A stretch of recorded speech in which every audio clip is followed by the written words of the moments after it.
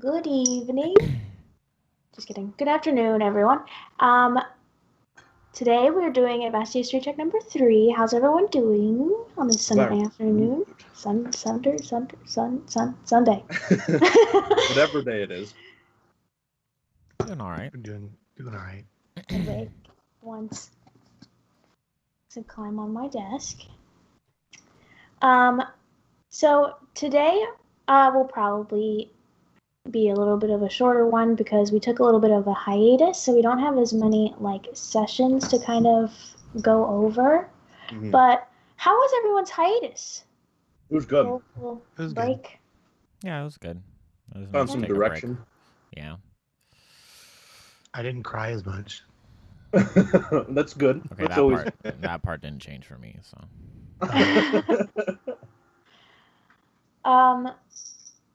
So yeah, just so viewers know, we'll probably have hiatuses like that every once in a while, just so that we don't wear ourselves out too much. Yeah, everyone's got to take a little bit of a break every once in a while. I mean, I miss my friends for sure and playing D&D with them, but it's good to take a little mental break every once in a while. Content creation can be a little exhausting. Yeah.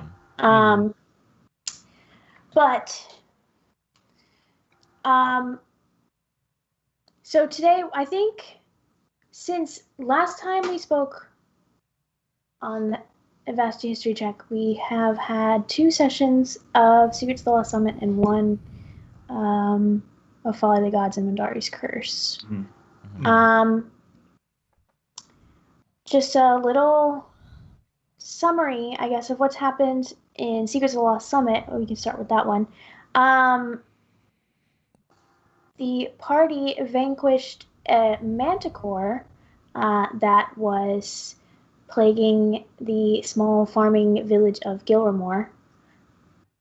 And the people of Gilramore were very excited about that, but we ran into a Crown's Guard following that fight, and maybe told them a little bit too much. Revealing our names, my character's name in particular, which the ghosts and the gods said was probably not a good idea. So we left Gilmore a little early and then made our way over to Hillshovel, which is a little, I don't know, what you call it, a village encampment society of halflings that live in the trees. Mm-hmm. Which Ophelia has been to before on her travels north to Scylla to find Jackson. So she was familiar with the people there and they were familiar with her. Mm-hmm. And they went over there because of a little bit of a breadcrumb on Therion's cipher from Cadencia, something about Ubbin Falls near Hillshovel. And that, I think, is where we left off. We were in Hillshovel and planning to go towards Ubbin Falls to investigate what's going on over there, because the people of Hillshovel said that there's some weird wibbly-wobbly, timey-wimey stuff over there. Ubbin? What a name, Ubbin. Hey, they can't all be winners, all right, buddy? I've been thinking about that name since we've got it. I would have named a character that. Who says you won't meet a character that's named that? Dude, what if I would name him Ubbin Williams? And he would be a poet. A bard. Ubbin Williams reminds me of Robin Williams a little bit. Bingo. Nice. So, did I miss any important details there for Secrets of the Lost Summit? I don't think so. I think you got most of the important stuff. Cool. So then, Folly of the Gods, this past episode was an interesting one because we no longer have Zulraj with us, and we met Paige. The first interaction of our party with Paige was through Fanny, and it was quite an interesting one. That's an understatement. Paige seems to also be an interesting character. Interested to learn a little more about him. Maybe I could pry a little information from you here today. I doubt it, though, because you probably don't want to say too much outside of the game. But so the party was in. They were still in Thagildor, right?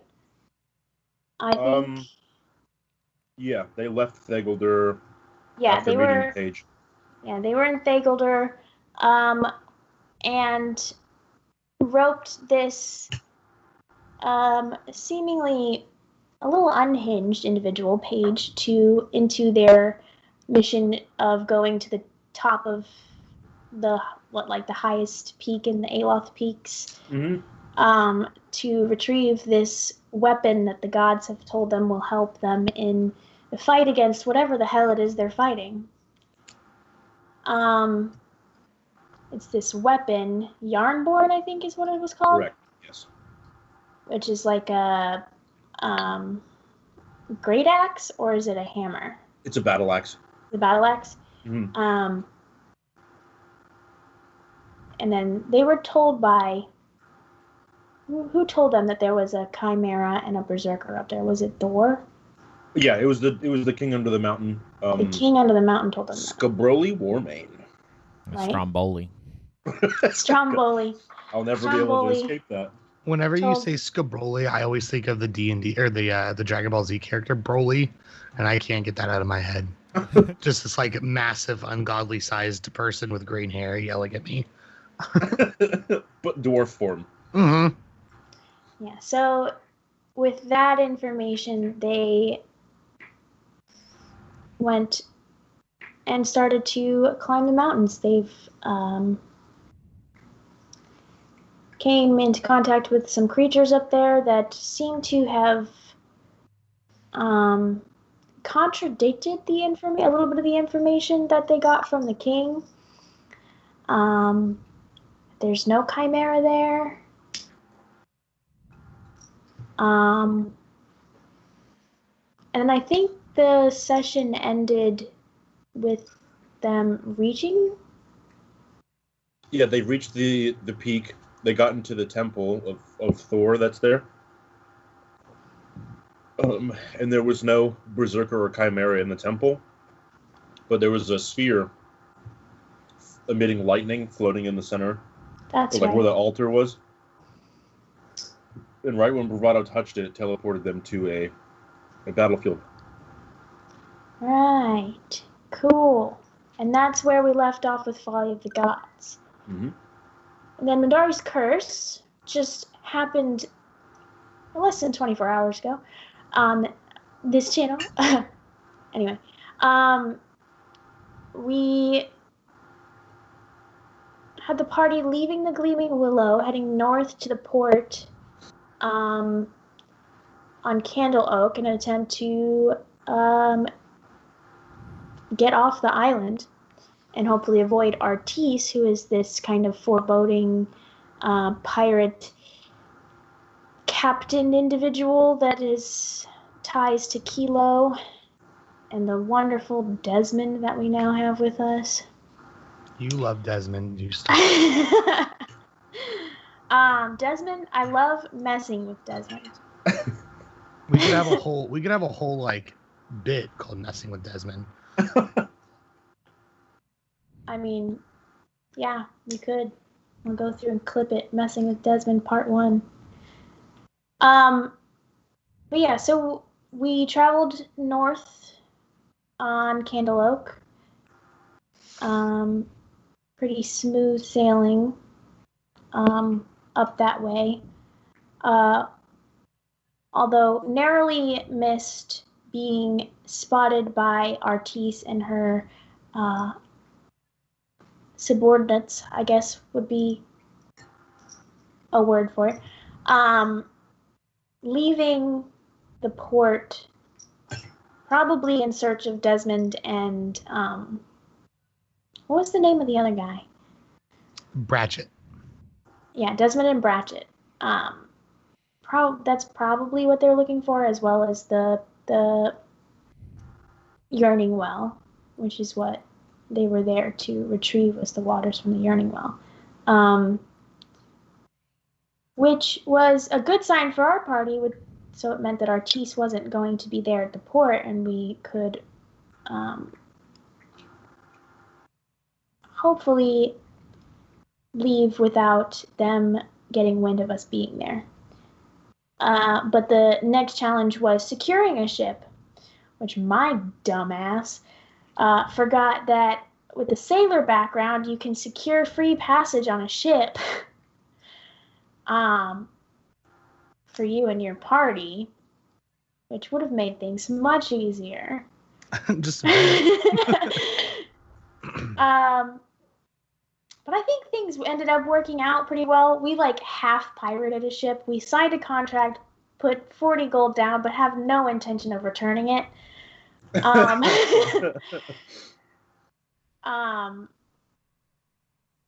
So plus we don't have like a group of other people on the ship that we have to answer to. It's just us. So I think things ended up working out in our favor a little bit there. And really, the party doesn't really have any concrete plans. We're just kind of sailing around the islands and seeing what we can see, in a way. Growing our strength and knowledge of the world before we maybe go fight a pixie lich? I mean... What? That's cool as shit. I need to catch up. Yes, we came across some pixies a few sessions back. Well, we rescued a pixie from some spiders and returned her home. She turned out to be like the princess of these pixies. And we learned that her uncle is like an evil pixie that has become a lich in Julatros. Oh my.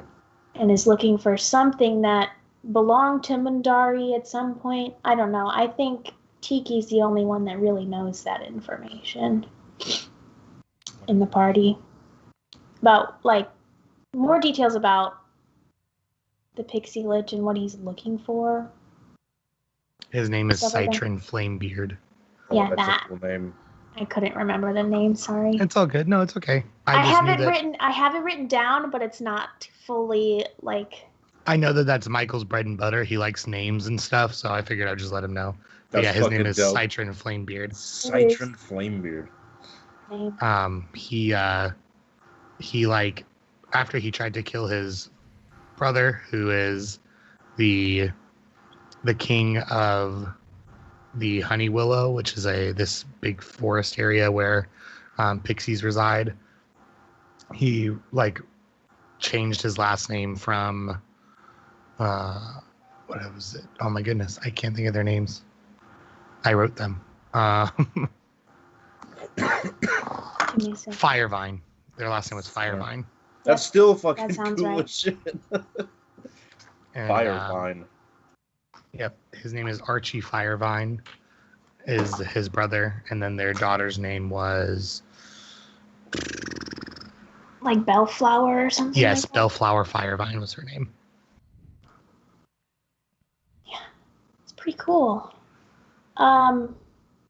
So I guess, like I said, we haven't had a lot of sessions since we last had our last talk show. But have you guys had any, I guess, moments that you particularly enjoyed in these sessions? Yes. I very much enjoyed the conversation between Bravado and Demacaria. That was very cool. Oh, yeah. That was the druid. Yeah, there was my whole thought behind that was they hadn't really done anything inherently dangerous or didn't feel as threatening to Bravado, and I think Bravado in nature is very trusting because he wants to be a king, and I think kings want to hear out their people.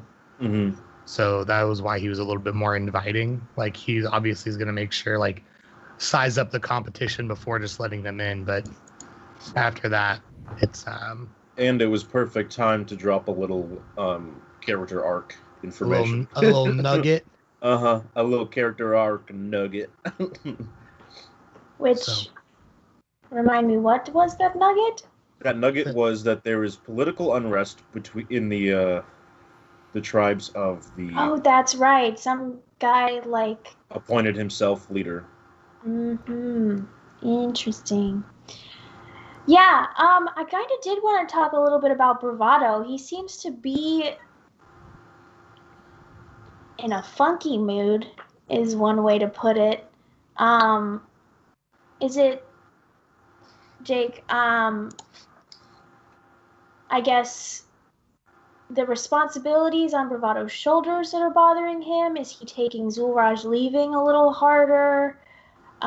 What's kind of going through Bravado's mind currently?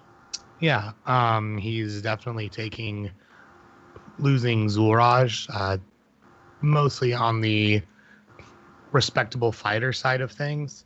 Like, he confided in Zulraj and the fact that they had similar goals and maybe more like fighting styles, where the other two were very different from him. The newly gained information that, you know, he was sent on this journey to prove himself to the tribes, and then they just allowed someone to come in and take over without any like opposition to it, is how it seems. And then just the moral struggle with coming from a society that does not believe inherently in gods and devils and angels. They believe in, like, the work that you put in this world is the reward that you reap at the end. So that struggle with a god he never believed in, choosing him, for lack of a better word, as a champion for him, and then is just inconsistency to be effective in combat, which is his one strength. Also, I think plays into it. So he's full of a lot of mixed emotions, and so that puts him on edge and makes him very irritable. Mm-hmm. And then not really, like, he doesn't really connect with the other three characters very well, as their ambitions seem very different from his. So he just wants to get his stuff done and return home to protect his people. Gotcha. Yeah, I thought it was interesting. I know that Fanny picked up on it a little bit, and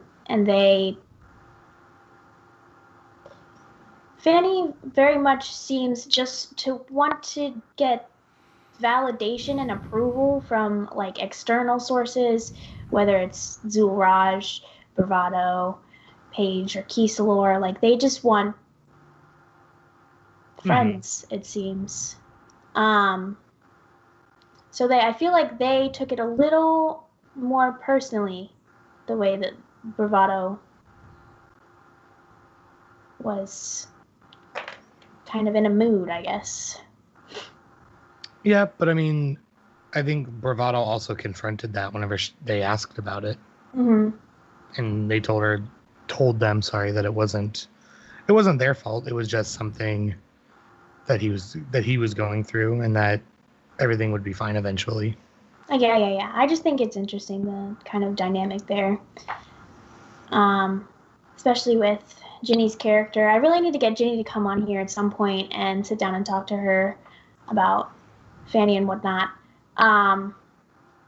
Because I think this is, regarding Ginny, like, the most, like, she's role played, the most, like, into a character she's really been. She's very comfortable in Fanny's skin.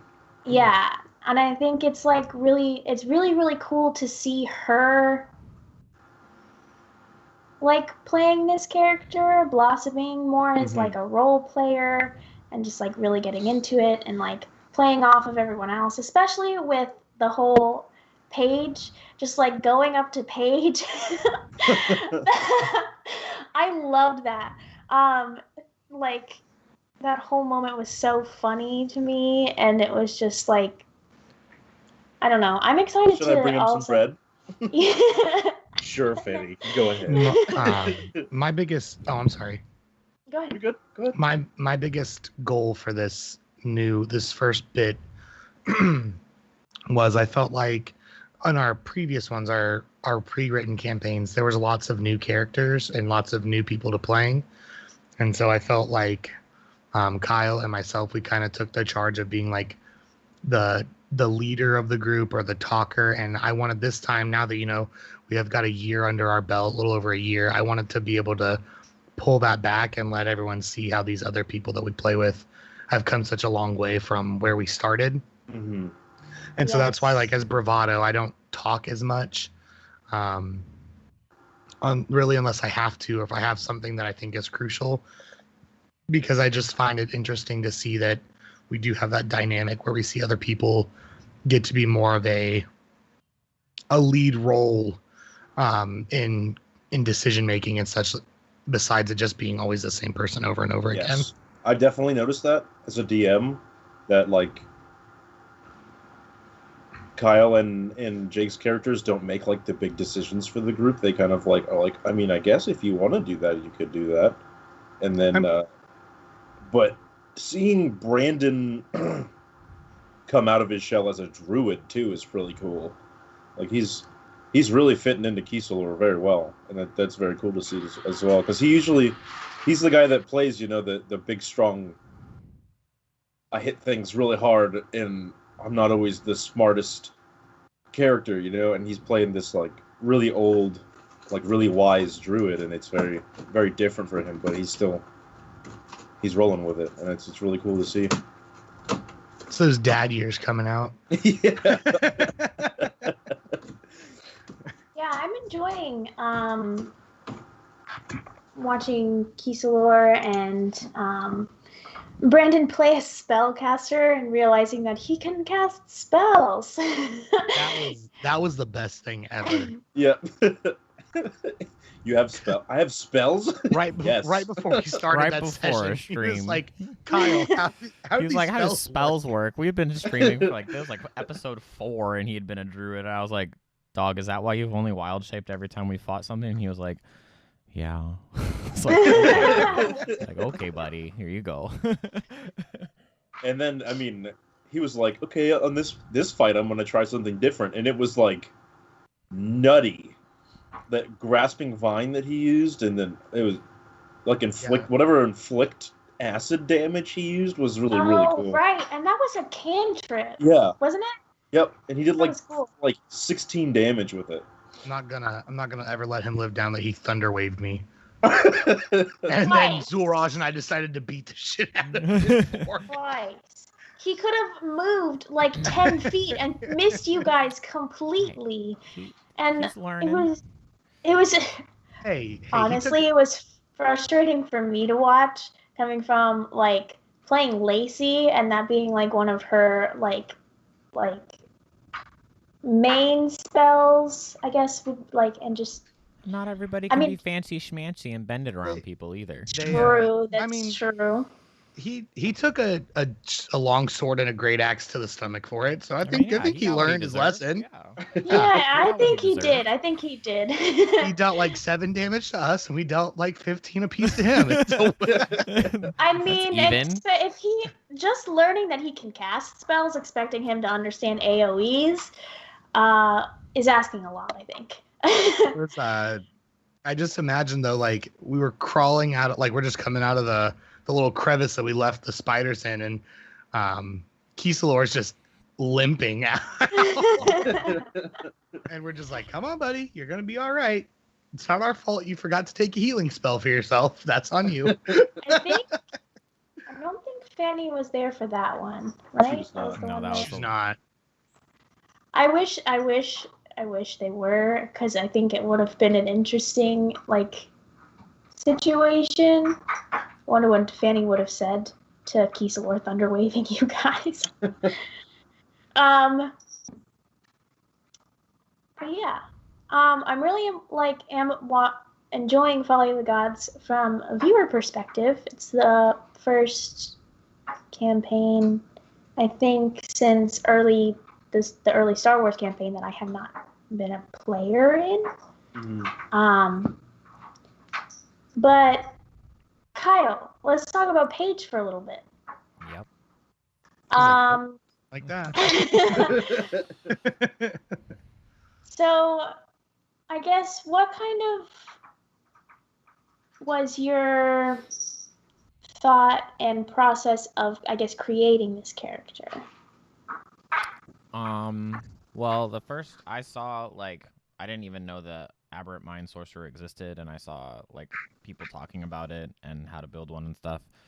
And I thought it was super cool because it was just, like, a different take on a sorcerer, because usually the sorcerer is the, I like hitting people really hard with all the fire damage. Here, let me blow all this up with fire. There's fire and some more fire. And I thought it was cool that there was a different take on how a sorcerer works. So I saw like a bunch of people on how to build them, and then he is based off of a character, and I'll just leave that to the imagination for right now. I'm sure you guys will figure it out very quickly.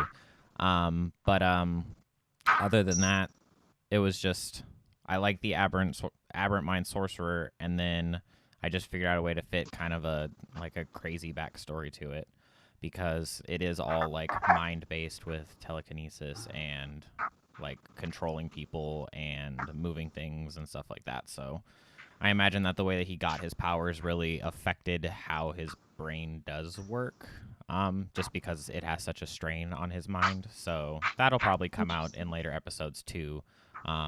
More of his personality, because he does have a kind of a weird personality that I didn't bring out a whole lot in the first episode because I didn't want to throw anything off with him joining the party and everything. But once he gets more comfortable, I'm sure it'll come out a little bit more.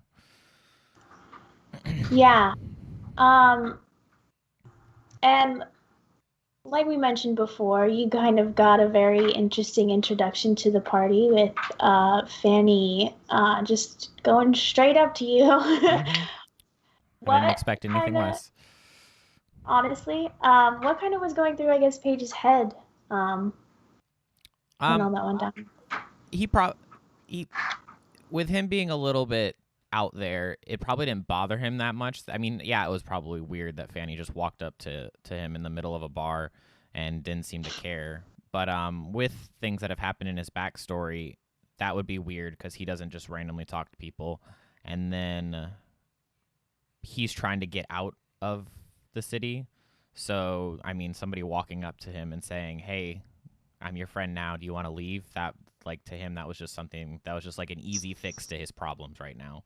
So yeah, his backstory's got some loose ends too. Yeah, he probably thought it was a little bit weird that this frog person just randomly was like, "Hey, we're best friends. Come hang out with us." But at the same time, he was like, "I have a problem, and this is a very easy fix to that problem. So I'm just gonna roll with it for right now." And we'll reevaluate later on. Michael's camera is like freaking out for me right now, and it looks really weird. Huh? Oh, there you are. Okay. Cool. So I don't want to like dig too deep into kind of like Paige stuff. I'm excited to see kind of how the character unfolds within the party. Mm-hmm. It'll be interesting. I like, when it comes to like characters, I like to write like little things that I want to kind of do with the character if the situation arises. So I have a couple of like interesting things that I would like to do with him at some point, and if I am able to, it should be interesting how the party reacts to them and stuff like that. Yeah, I kind of do the same thing. I'm like, I've had a joke I've wanted to tell in character as Ophelia since session 1, and I haven't done it. Yeah.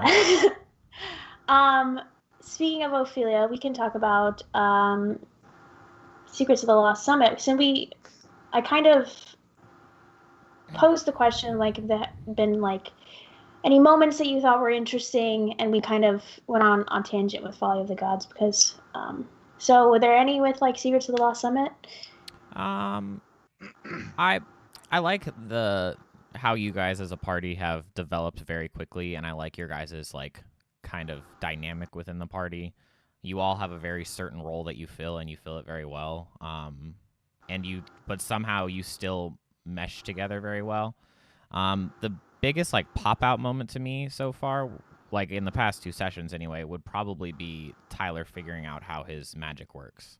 I've always loved like the flavoring of like magic and stuff. I think that's why I'm drawn to spellcasters so much too, is because I like figuring out how my magic and how other people's magic works and how it looks and how it feels and stuff like that.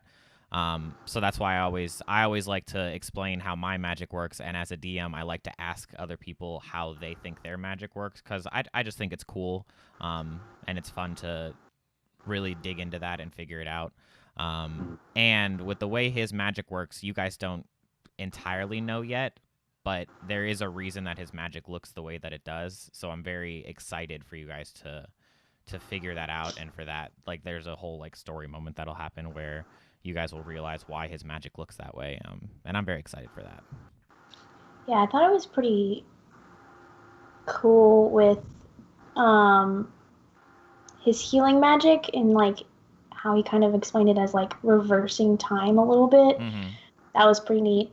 Or speeding up time on the healing process. That was also pretty cool. Mm-hmm. Yeah, it's very cool, and I've worked really hard with him for his backstory and what will happen to him soon. So I'm very excited for that to all happen, because then everything will just click, and it'll be really fun from there on out. Cool. Definitely excited to see where that goes. Going into Oven Falls and whatnot. How about you, Jake? I know we only have like 1 session of Mindari's Curse. From last session, it was kind of fun to see you guys like work as a group to figure out how to get this boat, which honestly, just the turmoil that the 3 of you faced trying to figure out if you wanted to buy a boat or steal a boat was very funny to me, because you guys have grown up pirates. So that was funny. And then the other one that I don't know if we talked about it last time, but I thoroughly enjoyed the montage scenes of Tyler and Veas and Chomp cooking with Pavel. Mm. Yeah. The securing a boat thing, again, could have been much simpler. But I think it kind of introduced... there seems to be a bit of like a power struggle between Mariana and Tiki a little bit. Kind of butting heads a lot. I think that's because the 2 of you see the world very differently. It's very true.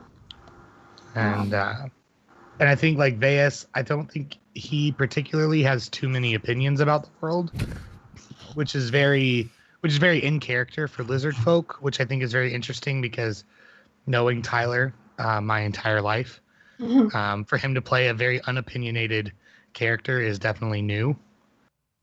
And I think like he has a couple, but for the most part, he's like, nah, dude, it's just me and Chomp. And I'm very excited for what is coming next in your guys' campaign. Looking forward to it. I'm glad you guys bought the boat insurance. That's all I'm saying. Oh. Ooh.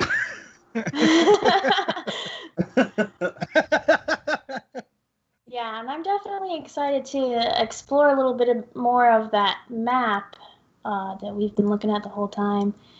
And we're still only level 2 in that campaign. Mm-hmm. You gotta earn them levels. Yeah, I gotta go a bit on an XP grind, which I think is what Tyler was kind of hoping for, just jumping around all the different islands. I think you guys are pretty close. You should be at like only maybe like 100 XP away from level 3. Yeah. And then you guys won't be complete squishy robots. Hope not. Finally get that. What's the monk tradition? Your way. Mm-hmm. But yeah. Is there any other things you guys would like to discuss? Not that I can think of. Not really. I'm just excited for what's coming up next. Yeah, I'm very interested to get into the deity aspect of Pages. That's going to be very interesting. Me and Kyle kind of have agreed on a very interesting deity per se for his, and it relates to the tattoo that he has and some of his backstory as well. Paige has a tattoo. He does. Yeah. I did not know that. He's got a snake-ish looking tattoo wrapping around his left arm. Ah, the dark mark. I mean, Which one have you conjured it? Love you, man. If I'm gonna give Michael an entire year of calling him Voldemort, I gotta call it like I see it. Yeah. Yeah. Well, that's pretty much all that I have for you guys today. We can kind of wrap it up. I said at the beginning it would be a bit of a shorter one since we don't have as much content to cover really and discuss. We can start with just going through, I guess, shout-outs and stuff. Michael, would you like to start? Yeah, sure. I'm Michael, known on Twitch and Twitter as Darth Brennan. I will be DMing tomorrow night for session 7 of Folly of the Gods. The characters just are in a fight. It's going to be good. It'll be fun. We're very looking forward to it, and the decision that comes after. See where they go and what they do. You know, there's Calabash is on the run, or not on the run. Really, just kind of doing what he wants to do. But it's just vibing, yeah. But I'm very excited to continue that campaign, and yeah, thanks for sticking around. Cool. Kyle. Hi everyone. You can catch me tomorrow night. I'll be playing Paige in Michael's campaign, and then of course I'll be here on Wednesday to DM Secrets. Like Michael said, I'm super excited to see what the nerds do while they're in Hillshuggle, and as they try to figure out where Oven Falls is and all that stuff to continue along their story. I'm also interested to see if they ever actually do come up with a name for themselves, because they've been trying for 2 sessions now, and our Skype chat for that campaign is just full of just like metal band or magic card names, and it's fantastic. So It's like Kyle and I's favorite game to play. So we'll see how that goes. But yeah, and then that's about it. You can catch me here doing all that stuff. Cool. Jacob? Hey everybody, my name is Jake. I'm the DM for Mandari's Curse, and I play Bravado Strongjaw. I had to think about my character's name in Folly of the Gods, and Zap the Booyog in Secrets of the Lost Summit. If you want to come hang out with me personally, you can find me here on Twitch at JakeTheBard _. I'm working on some new stuff, so I'm hoping to be more consistent come April. And you can find me on all my social media at the same name. Thanks so much for being here, and I can't wait to see you guys tomorrow night. Awesome. Thank you guys all for coming out and talking to me. My name is Kat, your host of Ivastea History Check. You can find me at ThatRPGChick on Twitch, Twitter, Instagram, TikTok, pretty much any social media. I stream on my personal channel, usually about twice a week. Been doing a lot of Apex and RuneScape lately, and I'm hoping to maybe start some new playthroughs soon. But yeah, I also play Ophelia / Danny / so many names in Secrets of the Lost Summit, and Mariana in Mandari's Curse. So make sure to come out and check our other streams this week. Tomorrow night at 8/7 Central, we'll have another episode of Follow the Gods. And always remember, adventurers assemble. Bye-bye.